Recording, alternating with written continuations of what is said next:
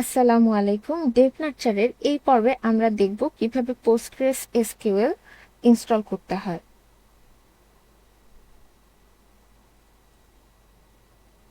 আমরা browser open করছি।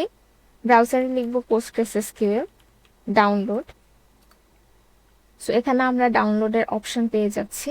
ডাউনলোডের ভেতরে গিয়ে আমরা আমাদের ইনস্টলারটা ডাউনলোড করে নেব। সো আমি উইন্ডোজ সিলেক্ট করছি যেহেতু উইন্ডোজ সিস্টেম। অ্যান্ড এখানে আমাদের যে ইনস্টলারগুলো আছে, ডাউনলোড দ্য ইনস্টলার, এখানে ক্লিক করলে আমরা ইনস্টলারের লোকেশনে পৌঁছাবে। সো এখানে আমি লেটেস্ট ভার্সনটা নিচ্ছি। সো লেটেস্ট ভার্সনের উইন্ডোজ সেটা আমি ডাউনলোড দিচ্ছি। সো এটা ডাউনলোড হতে কিছুক্ষণ সময় লাগবে, আমরা অপেক্ষা করব। আমরা দেখতে পাচ্ছি আমাদের পোস্টগ্রেস ইনস্টলারটা ডাউনলোড হয়ে গিয়েছে। সো আমরা এখন ইনস্টল করে নিব।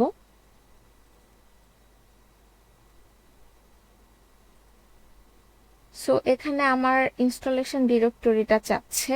আমরা এই ইনস্টলেশন ডিরেক্টরিটা আমি চেঞ্জ করে দিচ্ছি।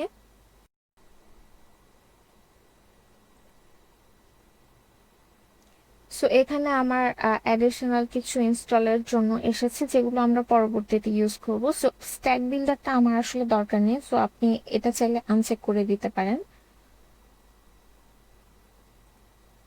সো এখানে একটা পাসওয়ার্ড দিতে হবে। এটা হচ্ছে ডিফল্ট পোর্ট, যে পোর্টে পোস্টগ্রেস নর্মালি ইনস্টল হয়। আপনি চাইলে পোর্টটা চেঞ্জ করতে পারেন, বাট আমি আনচেঞ্জড রাখবো।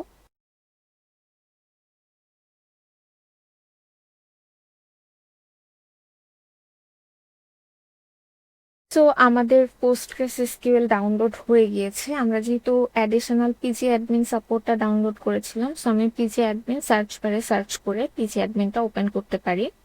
সো পিজি অ্যাডমিন থেকে আমরা আসলে আমাদের ডাটাবেজে যে অ্যাডিশনাল জিনিসগুলো দেখা বা অন্যান্য কাজগুলো আছে সেগুলো করব।